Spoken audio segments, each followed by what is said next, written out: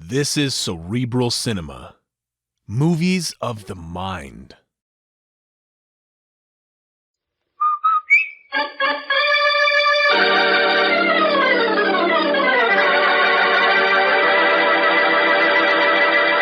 Lever Brothers, makers of Rinso, R-I-N-S-O, Soapy Rich Rinso, presents Boston Blackie, starring Chester Morris.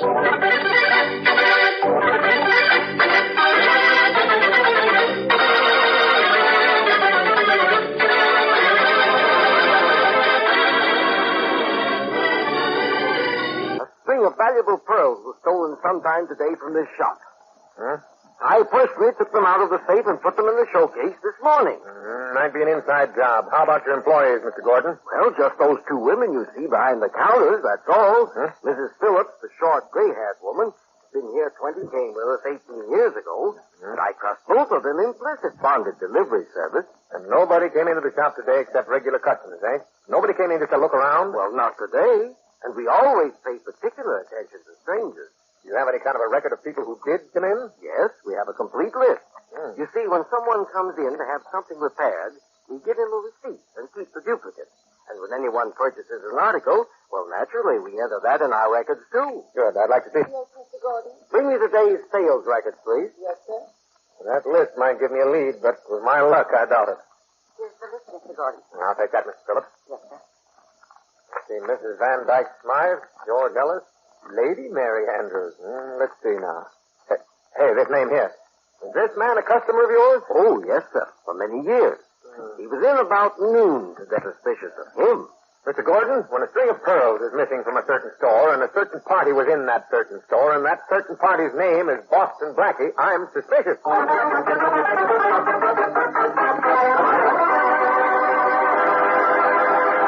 In a few moments, we'll meet Boston Blackie. But right now, I'm told by the best authorities that when you ladies set out to buy a dress, you're mighty particular about the color. And so it stands to reason that once you've got exactly the right color, the one that does the most for you is the expression, I believe, you do your level best to see that it stays that color by the most careful laundering. Yes, you pick a soap you know to be reliable, like Soapy Rich Rinso, for instance. For you see, Rinso's peppy suds get out more dirt, but they're safe for washable color.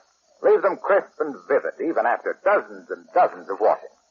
And because you don't have to do any hard scrubbing or boiling with Rinso, your clothes will stay new-looking longer. So better get Rinso before next wash day, for an easier wash day, and for a wash that's Rinso bright and Rinso white. And now to the latest adventure of Boston Blackie. Enemy to those who make him an enemy, friend to those who have no friend.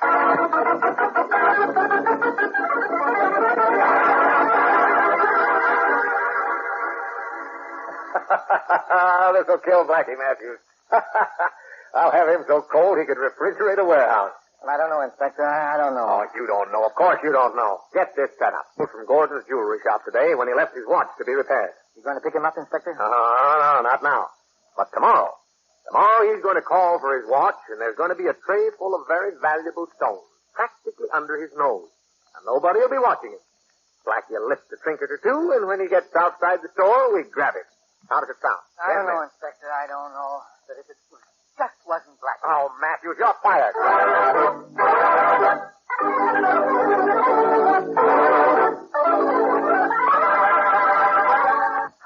Blackie. Hey, Blackie. Faraday been here, Blackie, has he? Well, not that I can remember. I haven't seen the inspector in a week. You know, I think I'm on his hate parade. Oh, you'll be seeing him, Blackie. Yes? The boys just tipped me off that he's after you for lifting a string of pearls from the Gordon jewelry shop this afternoon. Well, isn't that nice? I didn't take them, Shorty. I know. But that ain't going to stop Faraday from trying to pin it on you. Oh, he does that from force of habit. By the way, I left my watch to be fixed at Gordon's this noon.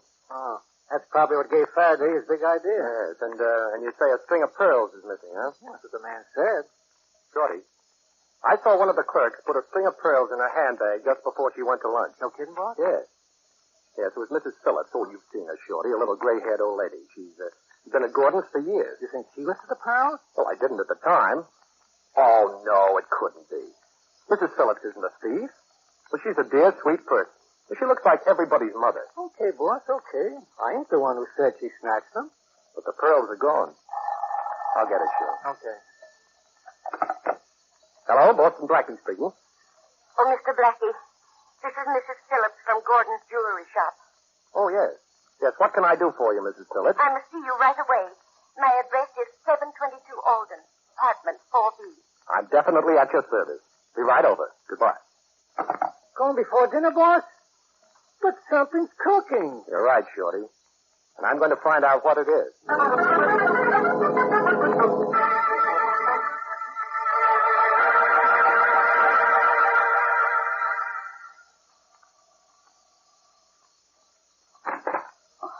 Good evening, Mr. Blackie. How do you do, Mrs. Phillips?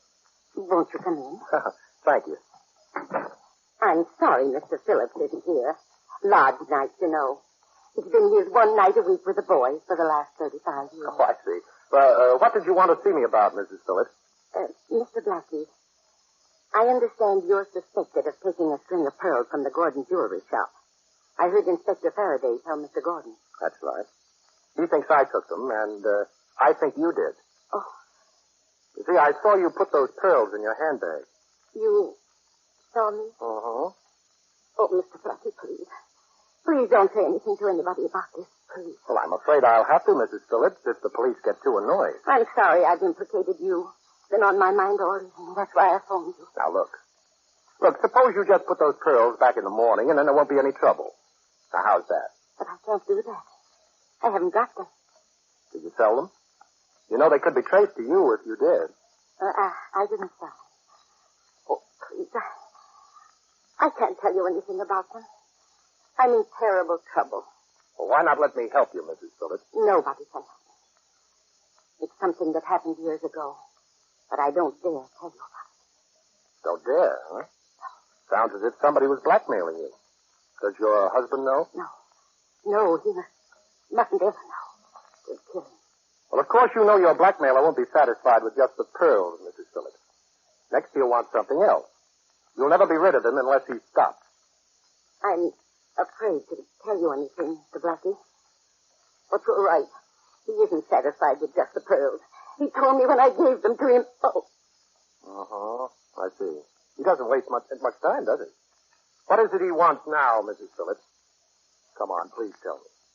A ruby. A 20-carat ruby we have in stock. I see. And what would happen if he didn't get the ruby? Something terrible.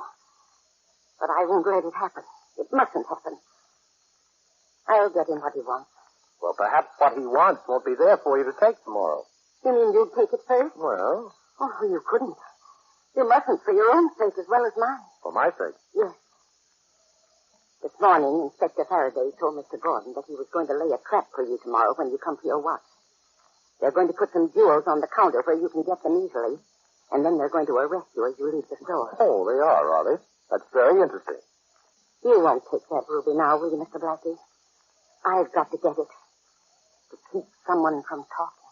Well, I don't know, Mrs. Phillips. I've got an idea that from now on, I'm going to do all your talking.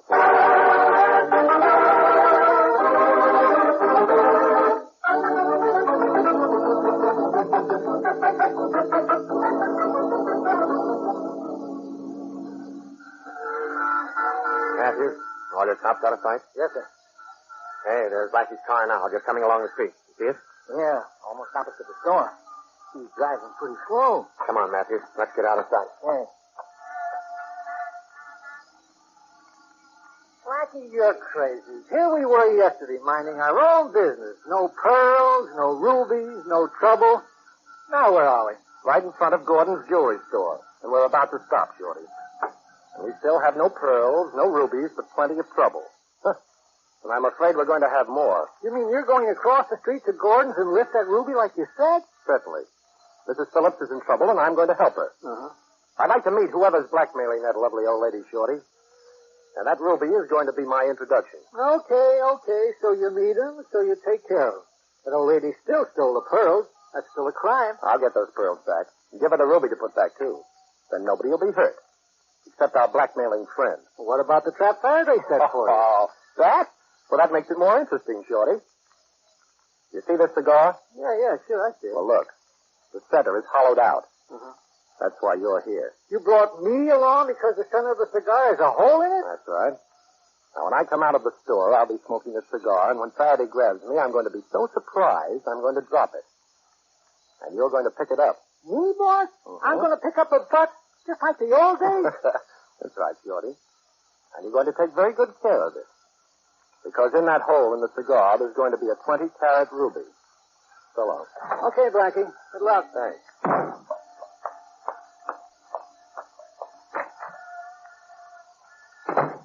Well, good morning. Hello there, Mr. Gordon. Good morning, Mr. Blackie.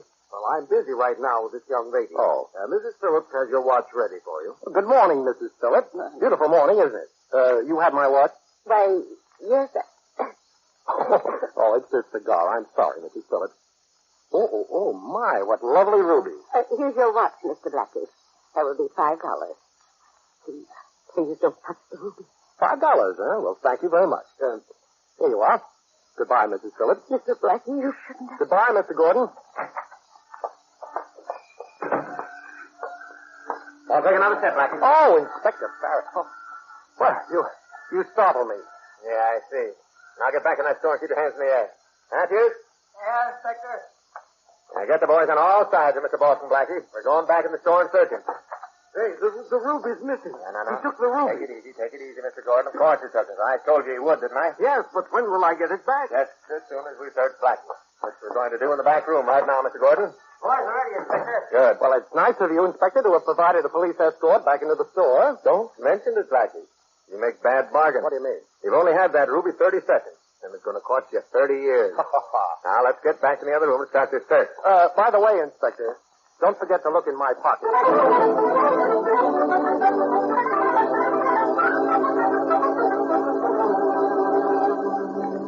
Well, what did you do with that ruby, Blackie?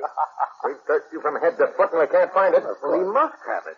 I saw it on the tray just a minute before he came in. And after he left, it was gone. Yeah. You arrested him before he could move from the door. He must still have it. Well, maybe I swallowed it. Very clever, Blackie. You're very clever. I've got an idea. Maybe you did swallow it. Are you kidding? Well, we'll soon find out. I'm going to see what you look like behind a fluoroscope. I see. You want to get the inside story.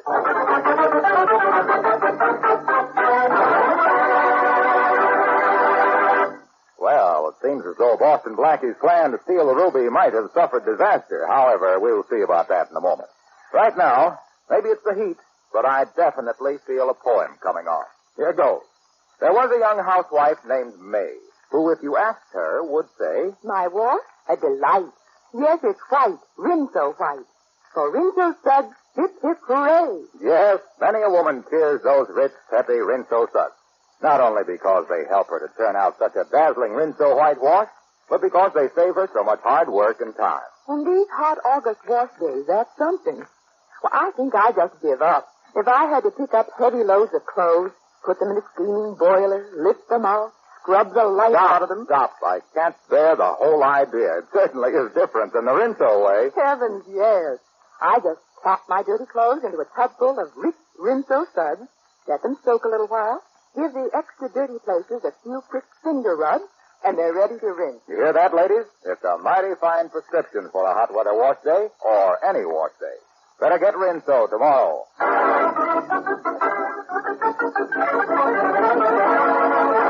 And now back to Chester Morris as Boston Blackie. In order to deal with the unknown man who is threatening aged Mrs. Mary Phillips, Boston Blackie has stolen a 20-carat ruby from the Gordon jewelry shop and hidden it in a cigar. Inspector Faraday has been unable to find the ruby, but now has an idea that Blackie has swallowed it. I didn't swallow the ruby, Inspector. I'm strictly on a milk diet. You'll see, Blackie. As soon as you stand in back of that machine. Faraday, the fact that the ruby was 20 carats is throwing you a little. You see, a ruby is completely indigestible, believe me. Very funny. Now get back of that machine, Blackie. All right. But supposing the ruby doesn't show up? Am I excused for the rest of the day, teacher? Get back of that fluoroscope. All right. Now, how's this? Yeah. Now just stand there. All right. Turn on the machine, Doc. Right. How do I look, Inspector? It's an improvement. I can't. How does this work, Doc? Any object such as a ruby will show up clearly if he has swallowed it. See anything? Now, don't tell me you see a strange man and I'm going on a date. Me neither. Okay, turn it off. Come on out, Blackie. All right, put your shirt on and then beat it. I can't hold you. Oh, bless you, Faraday. Bless You know, it takes a big man to know when he's licked. I'm not licked yet. That's what I mean. Good day, gentlemen.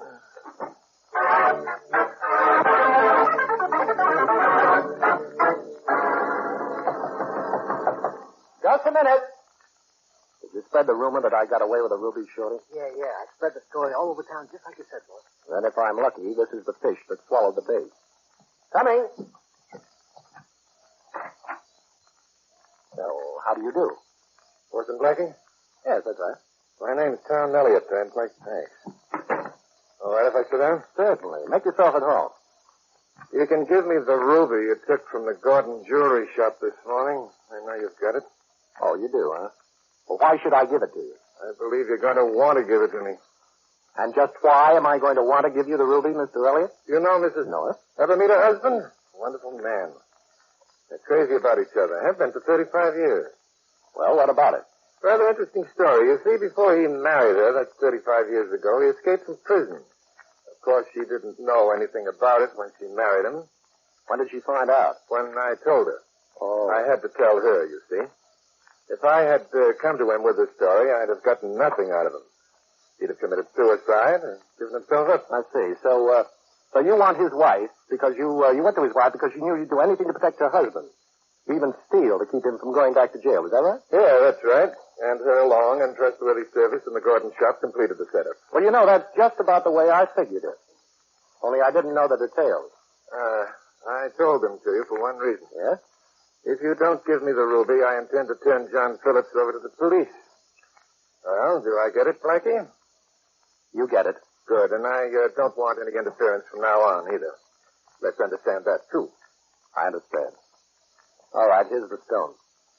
Now get out of here before I forget that your scheme is foolproof. Goodbye, Mr. Blackie. You're very... What's up? Tell that man that just left here. Right. I'd like to know why a rat like that lives, and I'd also like to know where.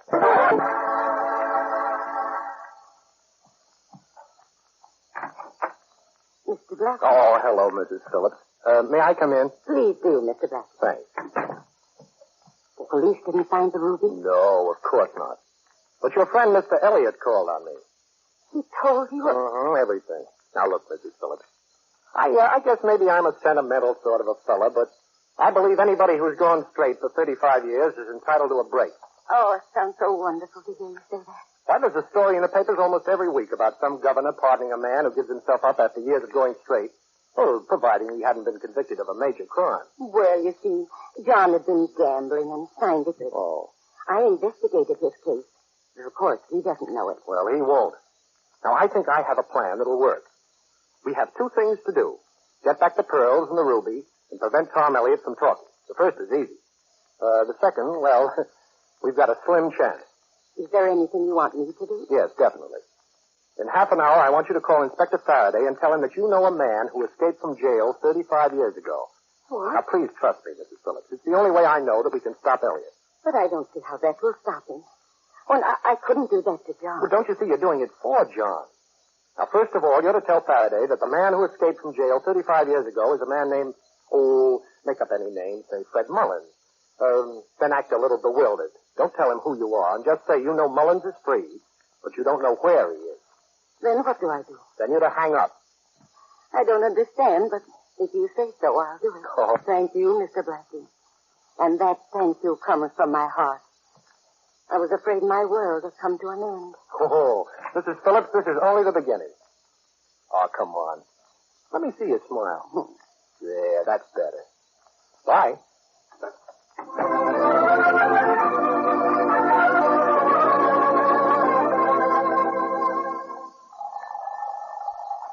Hello? Shorty? Oh, hello, boss. Hey, I got that guy's hideout peg. It's 1761 East 13th. Apartment 6B. Good. Now listen, Shorty. I want you to call Faraday. Yeah? This guy named Allenby, who happens to be in the city, and who also happens to have escaped from prison 35 years ago. Who's this Allenby, boss? Gee, I thought I knew them all. Oh, I just made it up. Oh. Play dumb, Shorty, and we'll have Mr. Faraday good and confused. Won't be the first time. Yeah. Okay, Blackie, it's as good as done. Thanks. See you later.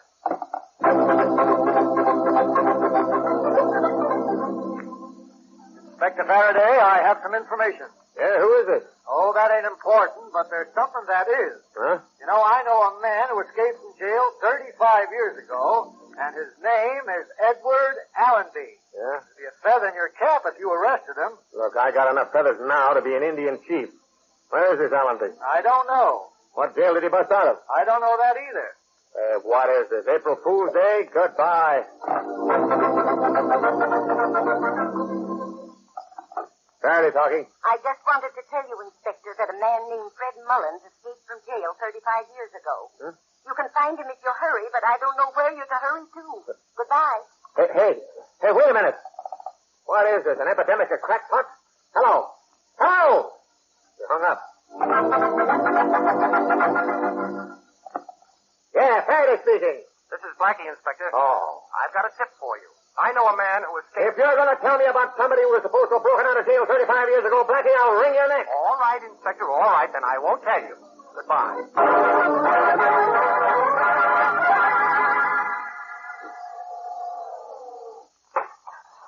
6 o'clock. Getting out, please. Thank you.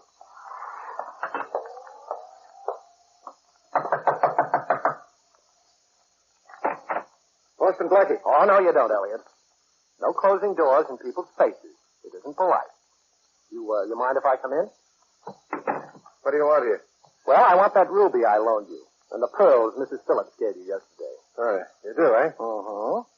You see, Mrs. Phillips is going to put them back in the store tomorrow morning where Mr. Gordon can find them. You'll think they were just misplaced. Your memory isn't very good, Blackie. You weren't supposed to interfere anymore, remember? And I was supposed to forget about John Phillips cracking out of jail. Yes, I know. Only that doesn't matter now. Well, let's have those pearls and that ruby, Elliot. Sorry, Blackie, but they're staying with me. And I'd advise you to stand still. Oh, a gun, huh? Pretty unoriginal. But I'd expect that from a small-time crook that blackmails old women. This gun has killed 2 men, Blackie. That's all.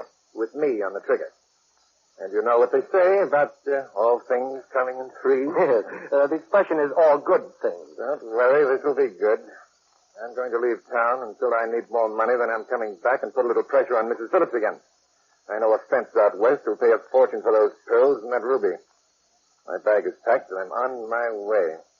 But I'm afraid I've got to kill you first. Well, you know that 38 is liable to make a lot of noise. Yes, but this silencer will make sure nobody hears it. I see. Hey, keep your hand out of your pocket. Oh, I haven't a gun, Elliot.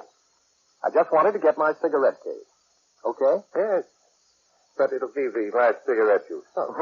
Well, at least this is one way of breaking the habit. Will you have one? Sure. Hey, that's an expensive case. Yes. I'll take it with me when I go. I have a lovely gold inlay you might like also. Now, don't get too close. Just stand where you are and hold that case out as far as you can. I can reach. Oh, you mean like this? Yes. Thoughtful of you, Blackie. I'll take this. Ow! Sucker! Oh! I don't know when I've enjoyed doing anything so much. Those pretty little fingers of yours are going to hurt tomorrow, Elliot. So you killed 2 men, huh? Well, I can't wait to tell Faraday. Now, come on, hand over that jewelry, Rat. I'm in a hurry. I can't wait till I see the expression on a lovely little old lady's face.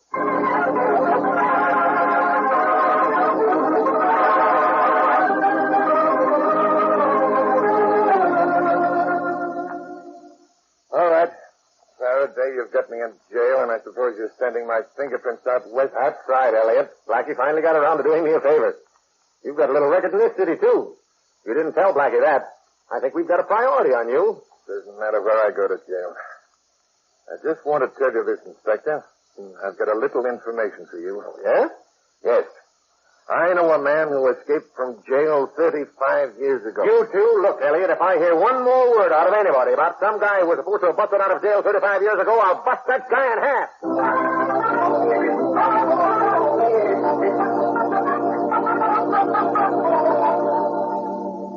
I sent for you, Blackie. On account of you've got a right to know. Oh, thanks. I sent this Elliott's fingerprints out west, and he's wanted for 2 murders, just as you said. Uh-huh. And for one right here in this city, too. No. Thanks for the tip, Blackie. How did you manage to catch up with him? Oh, a little old lady told me. Huh? Yes, so I put 2 and 2 together to coin a phrase, and I said to myself, dear old Faraday. He's been so nice to me lately. What better way of showing my appreciation than to make him a present of a murderer? Thanks, Blackie. Oh, not at all, old man. By the way, now that you've looked inside my heart, certainly my stomach, did you ever recover the pearls and the rubies? Oh, yeah. Didn't you hear what happened? No. Well, Gordon called to tell me that they were right in the shop all the time. No. Yeah. Can you beat that? Old Mrs. Phillips, who works there, found them in another drawer. Well. And they lived happily ever after. What'd you say? Oh, nothing. I just said they lived happily ever after.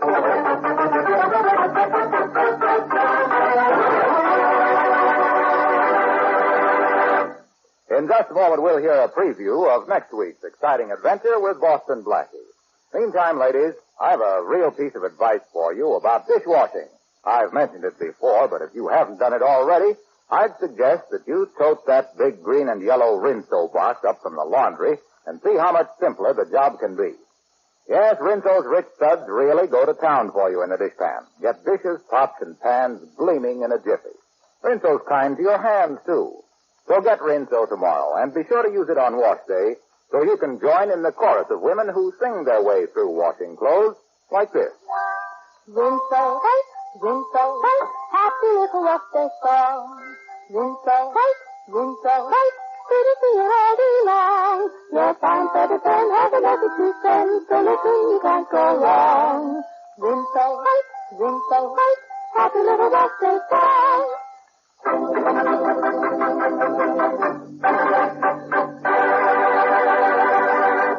But, Inspector, how do you know Boston Blackie's dead? I told you, Matthews. All I know is some guy called me on the phone and said that after I'd come down here to Blackie's apartment, I could pick up the remains. Who called you? I don't know. He hung up on me. You think it's another one of Blackie's tricks? Well, we'll know pretty soon. If it is, I'll break every bone in his body. Well, here we are, 6th floor. He's in 6B here. Hey, Chief, look. There's a guy flat on his face right outside the door. Blackie, I don't believe it.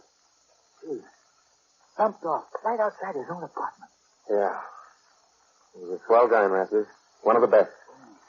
Sure, he got me sore now and then, and I used to rib him, but when it came right down to cases, he was a swell guy. I'll get the guy who did this if it's the last thing I ever do. Writing my epitaph, Faraday? Huh? I hate to disappoint you, but that body isn't mine. Boston Blackie.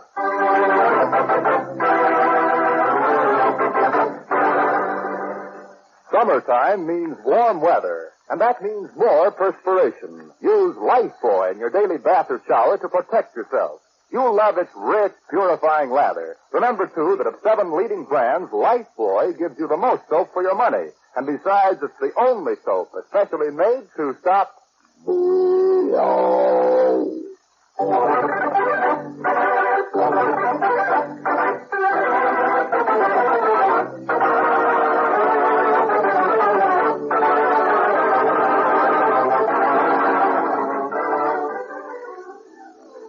Be sure to listen at this same time next week for another exciting adventure with Boston Blackie. You can see Chester Morris as Boston Blackie on the screen at your favorite movie theater. Boston Blackie's latest Columbia picture is One Mysterious Night, soon to be released. Richard Lane appears as Inspector Faraday, music by Charles Cornell. This is Harlow Wilcox saying goodnight for Boston Blackie, brought to you by the makers of Rinco, the soap that gets clothes. Rinco White.